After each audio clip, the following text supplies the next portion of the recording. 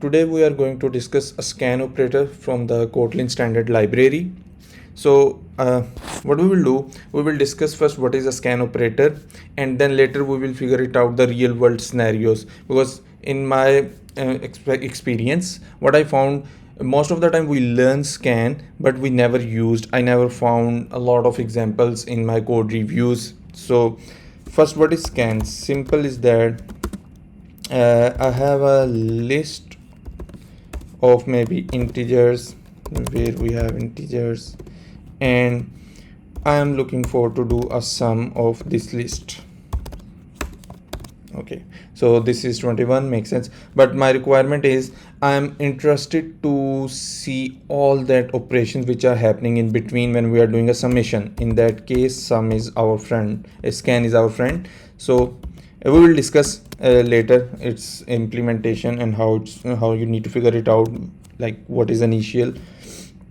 So you can say accumulator and then current, and in the end I'm looking for plus current, and then it will return us the list. So now you can see it's a total sum, but in this case it's also showing us each and every step when it's doing. So now we can come back. This example does not make sense. I never saw something like this we really need in real world example. So first what we can do, we can divide this video in two. So first we will try to create again dump example, and then once we understand what is scan, then we will move to the real world example. So for example, I have data like these persons, and basically we can see what is persons. So now you can see the person is basically has name, age, and other fields. So we are interested to do the sum of ages, but again the requirement, the dump requirement is we really want to understand each at every step the what operation we did, and we need to send that value as well. So I'm going to make a one function sum of ages, and where we are expecting list of persons, and then what will be we are interested in the ages, which is int, but at every step. So how I will try to implement this. So sum of ages at every step or value.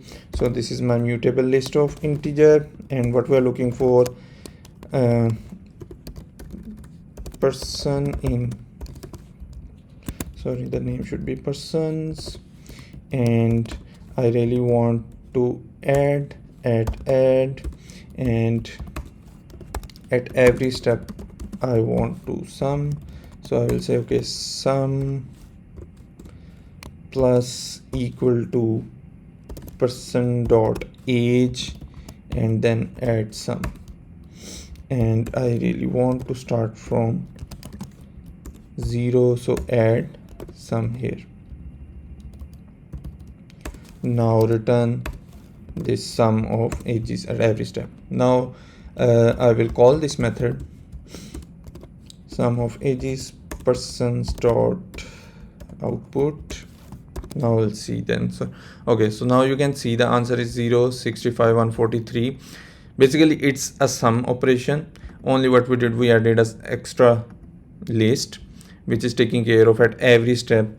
I think I should also print persons, so it will be easier for us to see. So first is 30, and then the 61, which is 91. So you can see at every step we can see this. Okay, now can we improve this? Yes, we can improve simply by saying okay, persons dot scan.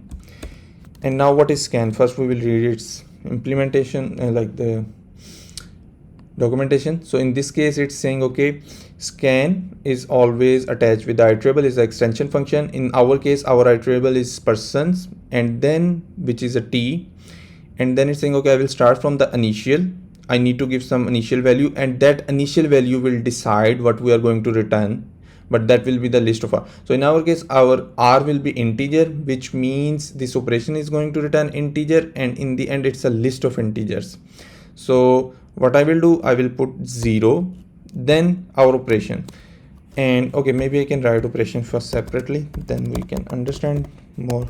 So in this case again, what we are looking for is scan. Operation is R and T.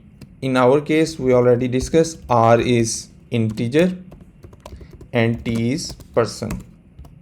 And then what we are going to do with this, so I have age, for example, sum of ages, and then person, and once is there, I am looking for to do this person dot age, and I need to return sum of ages, which is an integer.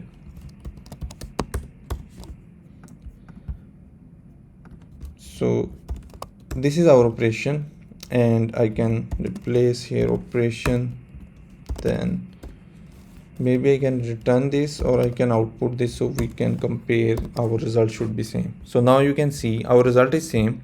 So first result is coming from this scan, and the second result is coming from this whole imperative code. Now I can replace this into this operation part.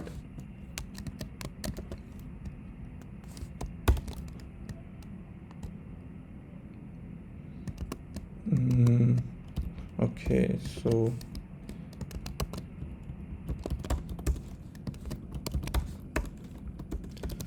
persons dot scan, then initialize from 0, and then I need to put this and then this. So now still it's same. Again, what is scan? How to figure it out? You need to check what is we are looking for. So I know I am interested in the value age, which is integer, and you are going to return the list of this initial data type. That is done. Now we can move to the real world example, or maybe one more thing. If you are going to refactor your code, how to figure it out this thing. So once you jump into your code, try to figure it out these kind of the functions where you are sending a parameter as a list of values and you are returning a list of values which is different, the data type, but the number of elements are same. That is the first condition. Like if I have 10 persons, I'm going to get the 10 number of integer list. That one is very important. No filtering, nothing. So once that is there, and then check inside of your code your operations, and then you figure it out. Okay, this is a good example of a scan, and you can refactor. Now what will be the real world example? There are many examples, but the one which mostly you can use easily, it's for example bank statement. So if you guys, I'm sure you guys reviewed your bank statement. So how the bank statement works? So basically you always have a deposit, withdraw, and balance. So in this case, for example, I have value, and we can say transactions, and for example I deposited 100, then 200, then I withdraw 100, then after that I deposit 500, then withdraw maybe 600, then deposit 1000, then withdraw maybe 100. So it's like this. You have data, and in real world, yes, most probably it's a proper object transaction which contain the deposit and withdraw. Now what I want to create a bank statement. So what I can do, when fun generate statement, and I'm going to send you the transactions data,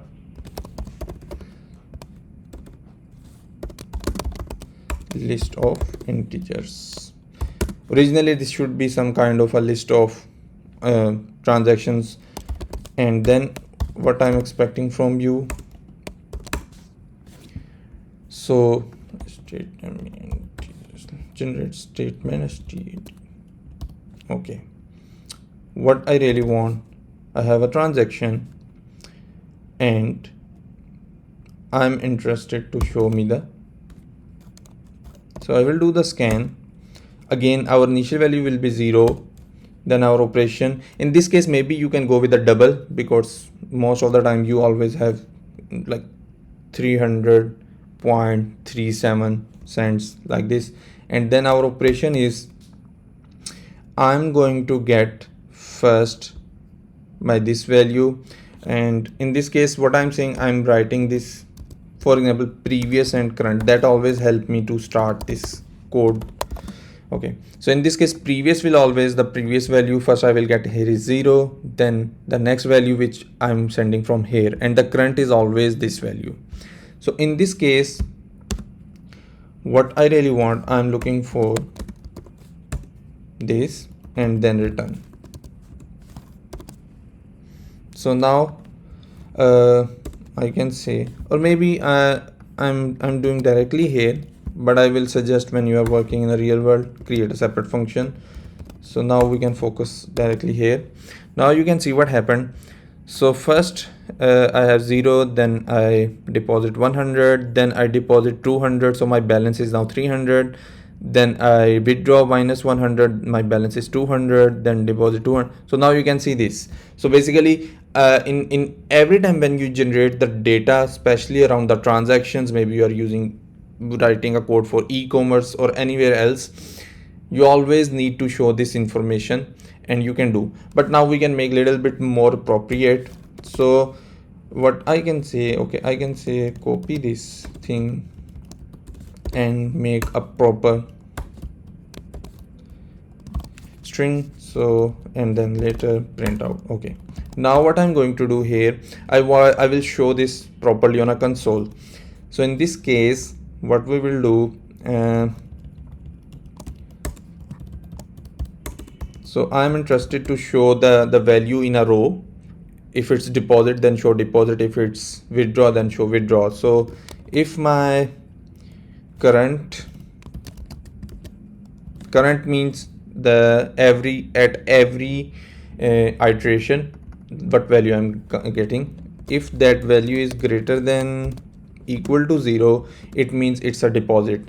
So I'm saying okay, append deposit, else it means it's a withdraw. Okay, then so what I can do, this one is done. Now I need to append the deposit or a withdraw value. So what value we did deposit or withdraw? In that case I will say my current. Make sense? Then what's next? I'm looking for the bank balance, maybe remaining balance or balance. Okay, I'm writing this balance as balance, and what will be my balance now?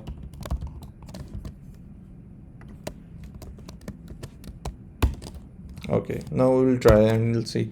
And okay, it's not readable, so I can format this. So now we can compare again. So these are the values, and now this one is more like, okay, I did deposit, so my balance is 100. Again deposit, so my balance is 300. Now I did withdraw, so now my balance is this. Then deposit 500. So now you can see it's working beautifully, and you can play. In real world, most probably you have a complex object. Maybe you have an item object with the e-commerce websites, but still you can play easily with this, and it looks pretty nice how you are going to manage this. Okay, in the end, only one more thing. So as you know, sometimes you are using a fold function. So for example, I'm using fold. I have person's data, and what I'm doing, persons dot fold. We already discussed this. If you are not aware of this, you can watch the other video. And what is this function basically do? So it's again iterable t, it's returning only a one value, so it means many to one. So I'm going to do the sum here. So I will say okay, accumulator current, and then return accumulator plus current, and then show this. And in this case what happened, so it's saying type is mismatched, persons dot fold, this is a person is a good name, and then I will change this person dot age. So now you will see it's 474. For example, due to some logic there is a bug. So every time when you do this, I can see, okay, 63, 61, age 15, and when I do the sum for 440, and now you found, okay, there is some bug in between, like this value should not be this, there should be some other value, and you want to investigate. So if you do that with debugger, it's pretty long process. What you can do, you can come directly here and then change your fold to scan, and there is no need to change.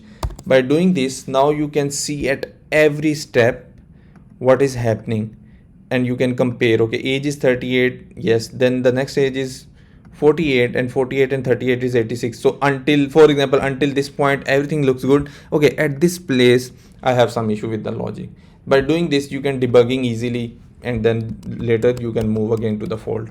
So I hope you enjoyed this video. See you in the next video. Bye.